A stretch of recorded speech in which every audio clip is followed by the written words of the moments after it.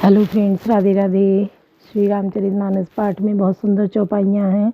अर्थ के साथ में वर्णन है, बहुत सुंदर है, सुनने वाला है। सुनिए कि रावण जो था उसका असली जन्म कौन सा था, वो क्या था जो रावण बना, और उसने ऐसा क्या कृत्य किया जो रावण बना, उसको रावण बनना पड़ा शाप के द्वारा।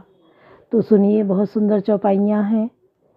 तो राजा प्रताप भानु एक थे, बहुत वीर बहादुर, और उनका बहुत बड़ा साम्राज्य था। उन्होंने कई राजाओं को जीत कर अपने राज्य में मिला लिया था, बहुत बड़ा साम्राज्य स्थापित कर लिया था, और बहुत अच्छे राजा थे। उनकी गिनती अच्छे राजाओं में होती थी। लेकिन उन्हीं के द्वारा जीता गया राज्य जो जिस राजा का चला गया और उन्होंने जीत के अपने में मिला लिया, उसी राजा ने इनके साथ छल कपट किया। क्योंकि छल कपट से बहुत दूर रहना चाहिए, और उस राजा ने राजा प्रताप भानु के साथ छल कपट किया, और उसी छल के द्वारा इनको जो है ऐसा जाल में फंसाया कि ब्राह्मणों को आमंत्रित करके भोजन कराया, और उस भोजन को उसी राजा ने अपने उससे उनको छल में फंसा के और बनाया, जिसको उसने ब्राह्मणों का मांस पका के और ब्राह्मणों को परोसा राजा प्रताप भानु के द्वारा। तो जब ये भोजन परोसा राजा ने, क्योंकि राजा को पता नहीं था क्या भोजन है, और बनाया था उसी जो जिसका राज्य छिन गया था उस राजा ने, तो आकाशवाणी हुई कि ये भोजन मत करना वरना भ्रष्ट हो जाओगे, और ये मांस इसमें पकाया गया है। सारे ब्राह्मण उठ गए। उन्होंने श्राप दे दिया राजा प्रताप भानु को कि परिवार सहित निशाचर हो जाओ, और तुम्हारा इस जन्म का सारा नष्ट हो जाए, राजपाट सारा चला जाए, और अगले जन्म में निशाचर हो जाओ। इतना बड़ा श्राप दे दिया। अब राजा की तो गलती नहीं थी। राजा डर के मारे बिल्कुल कांपने लगा कि ऐसा क्या हो गया। तो कहा कि मतलब मांस पकाया गया है। जब राजा गया देखने, तो वहाँ ना जो वो वेश बनाए हुए राजा आया था वो था रसोइयाँ बन के, और ना वहाँ कहीं भोजन था।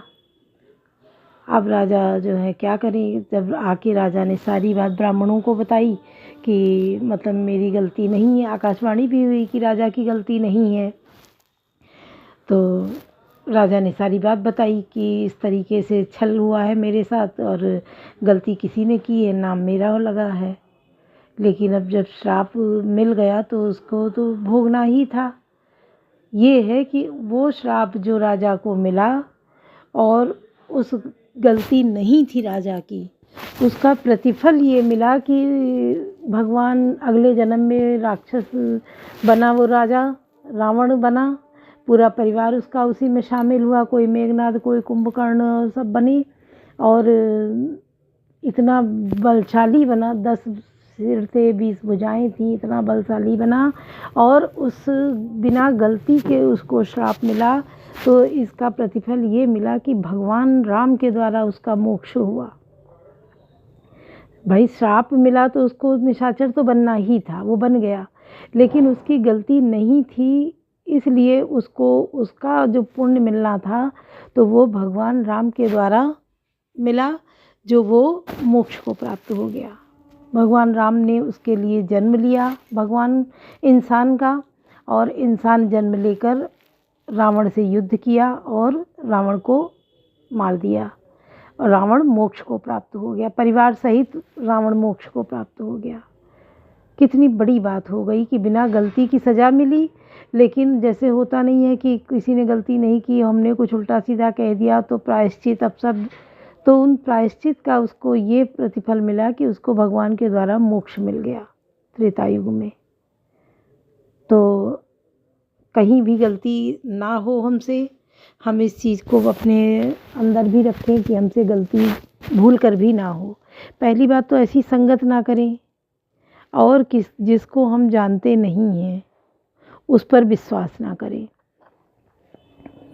बिल्कुल अपने को अलग रखें, कितना भी वो विश्वास दिलाए, पर विश्वास ना करें जब तक आप उसको अच्छे से परखें ना, देखें ना।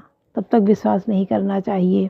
अनजान व्यक्ति ही जो है छल करके और छल लेता है इंसान को।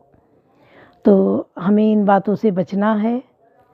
क्या होता था पहले के समय में, मुग़ल लोग जो थे वो हिंदू राजाओं को छल करके ही तो जीतते थे, और पीठ में छुरा घोंपना कि हम लोगों के अंदर ये भावनाएं नहीं है, ये बातें नहीं हैं कि किसी को पीछे से वार करें। जो भी कहना है मुंह पे कहेंगे और सामने से बात करेंगे, पीठ पीछे नहीं करते हैं। ये लोग पीठ में छुरा घोंपते हैं और मार देते हैं। तो ऐसे लोगों से बच के रहना है, हमें संगठित होके रहना है। अब देखिए सनातन का कितना दम है, कितना ताकतवर सनातन है, कितना पुराना है कि सनातन का ना आदि है ना अंत है, अनंत है सनातन। सनातन धर्म का ना कोई आदि है और ना कोई अंत है, ये अनंत है। इसको आप अच्छे से समझ लीजिए कि सनातन अनंत है और इसका कभी कोई अंत कर ही नहीं पाएगा, कितना भी कोई प्रयास कर ले। तो हम लोग बहुत सच्चे सनातनियों की संतान हैं, क्योंकि मुग़ल काल में या आज भी जो धर्म परिवर्तन हो रहे हैं, हमारे पूर्वज और हम लोग कोई इस धर्म परिवर्तन में नहीं शामिल हैं। हम लोग अपने धर्म के प्रति अडिग हैं और रहना भी चाहिए, क्योंकि भगवान से बढ़ के कौन है। हम जिन भगवान का नाम लेते हैं वो भगवान का आकृति हमारी आँखों में आ जाती है, नाम आ जाता है। तो हमें इस बात को लेकर हम गर्व भी है कि हम सनातनी हैं, हम भारत में जन्मे हैं, हम हिंदू हैं। तो हमें अपनी हिंदू एकता को बरकरार रखना चाहिए, क्योंकि कुंभ नगरी प्रयागराज में इतना बड़ा महाकुंभ का आगाज़ हुआ है। वहाँ इतने लोग इकट्ठा हुए हैं, साधु संत, कितने अखाड़े हैं। तो सब एक उन घाटों पे स्नान करते हैं। उसमें कोई जाति पाति नहीं है कि तुम इस जाति के हो तुम नहीं नहाओगे, या तुम इस जाति के हो तुम नहीं आओगे। सारा हिंदू एक साथ इकट्ठा होता है और सब उसी घाटों पे स्नान करते हैं और ध्यान करते हैं। कहीं कोई छूत पाक नहीं है, खाली ये भ्रम फैलाया जाता है लोगों में। सब वहाँ एक होकर रहे हैं और पूरा 1-2 दिन नहीं, पूरे 45 दिन का वहाँ पर महाकुंभ का प्रभाव रहेगा और सब वहाँ पर इकट्ठा होंगे। ये सोचो कि ये संत कहाँ रहते हैं पूरे समय, जो इन्हीं कुंभ के समय में इतने संत आ गए हैं। कहाँ थे ये? कोई एक हाथ ऊपर उठाए है तो ऊपर ही किए हैं, कोई कांटों के ऊपर बैठा है, कोई रुद्राक्ष के ही माला, जटाएं देखो उनकी इतनी बड़ी बड़ी, थोड़े बड़े बाल हो जाते हैं उनको संभालना मुश्किल हो जाता है, और इतनी बड़ी बड़ी जटाएं रखे हैं वो। ये संत कहाँ रहते हैं? कभी किसी को दिखाई पड़ते हैं? कभी नहीं दिखते हैं। ये केवल आपको इसी कुंभ नगरी में ही दिखेंगे। जहाँ भी कुंभ का आगाज होगा वहाँ ये संत आपको दर्शन देंगे। बड़ी किस्मत से ये संत दर्शन देते हैं। और बाकी ये गुफाओं में तपस्या करते रहते हैं। जैसे नहीं तप दिया रहता है कि उन्होंने इतने 1000 साल तपस्या की, उन्होंने इतने साल तपस्या की और तब उनको भगवान ने दर्शन दिया। तो ये वही संत हैं, ये तपस्या कर रहे हैं। एक हाथ जाने कब से उनका ऊपर ही है, वो तपस्या कर रहे हैं, समझिए। तो ये हम लोग समझ नहीं पाते हैं कि कैसे कौन, अपनी आँखों से देख लीजिए कि कैसे तपस्या होती है। एक कांटा चुभ जाए तो इंसान चीखने लगता है, और कोई नंगे बदन होके कांटों पे ही लेटे और बैठे, बहुत बड़ी बात है। और थोड़ी देर नहीं, उसी पे बैठा है। इन लोगों का कर्तव्य देखिए कितने कठिन करते हैं कि नागाओं का कहते आशीर्वाद, दर्शन सब बहुत लाभ है, शुभ है। और इनको देखकर कभी हंसना नहीं चाहिए, कभी कोई कमेंट नहीं करना चाहिए। बहुत अपराध होता है, बहुत पाप लगता है, क्योंकि खुद उस कंडीशन में अपने को रख के देखो, क्या रह पाओगे? तो कभी हंसना नहीं चाहिए इन लोगों को, कभी कोई कमेंट उल्टे सीधे नहीं करने चाहिए, मस्तक हो जाए। अगर आपको नहीं समझ में आ रहा है तो आप हट जाएं वहाँ से, पर किसी का मजाक मत बनाएं। तो सुनिए। कवन सो काज कठिन जग माही, जो नहीं होई तात तुम पाही। जहाँ लगी कहे पुराण श्रुति, एक एक सब जाग। बार सहस्र सहस्र नृप किए सहित अनुराग। कवन सो काज कठिन जग माही, जो नहीं होई तात तुम पाई। वेद और पुराणों में जितने प्रकार के यज्ञ कहे गए हैं, राजा ने एक एक करके उन सब यज्ञों को प्रेम सहित हजार हजार बार किया। हृदय न कछु फल अनुसंधाना, भोग विवेकी परम सुजाना। करई जे धर्म करम अंबानी, वासुदेव अर्पित नृपज्ञानी। राजा के हृदय में किसी पल की टोह कामना न थी। राजा बड़ा ही बुद्धिमान और ज्ञानी था। वह ज्ञानी राजा कर्म, मन और वाणी से जो कुछ भी धर्म करता था, वह सब भगवान वासुदेव के अर्पित करके करता था। चढ़ी बरबाज बार कह राजा, मृगया कर सब साज समाजा। विंध्याचल गभीर बन गयो, मृग पुनीत बहु मारत भयऊ। एक बार वह राजा एक अच्छे घोड़े पर सवार होकर शिकार सब सामान सजाकर विंध्याचल के घने पर जंगल में गया और वहाँ उसने बहुत से उत्तम उत्तम हिरन मारे।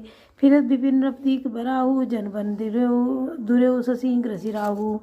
बड़ विदुर नहीं समात धूख माही, मनो क्रोध बस उगलित नाही।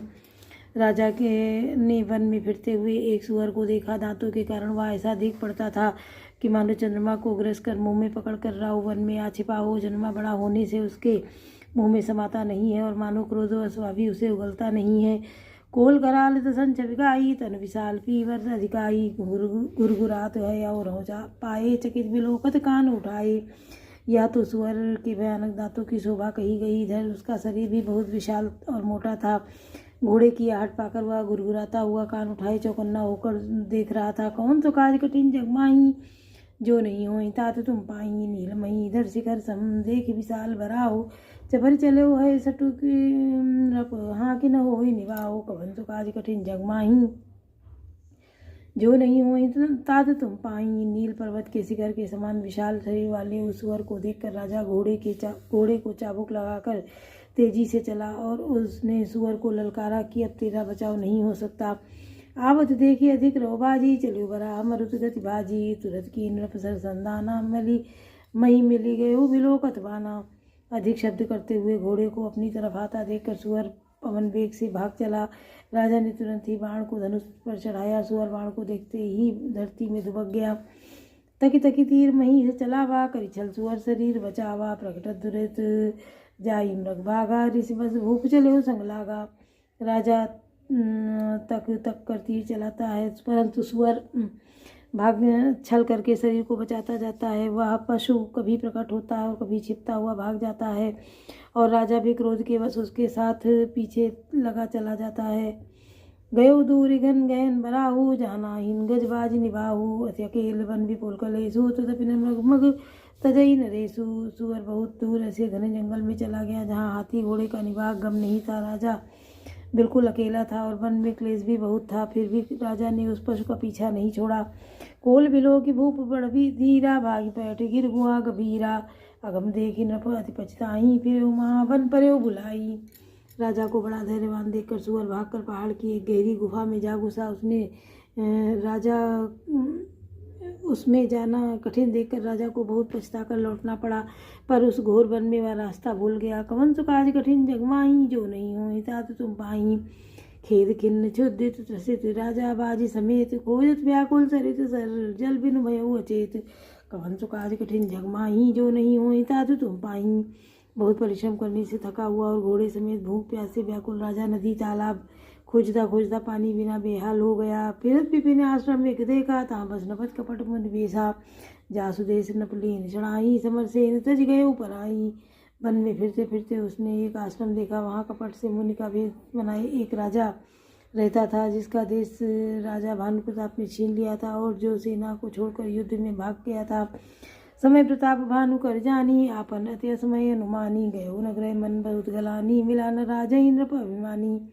प्रताप भानु का समय अच्छे दिन जानकर और अपना कुसमय बुरे दिन अनुमान कर उसके मन में बड़ी ग्लानि हुई। उसने इससे वह न तो घर गया और न अभिमानी होने के कारण राजा प्रताप भानु से ही मेल किया। ऋष उर मारी रंग जिमि राजा, विपिन रसई तापस के साजा। तासु समीप गवन नृप कीना, या प्रताप रवि तेज तप चीना।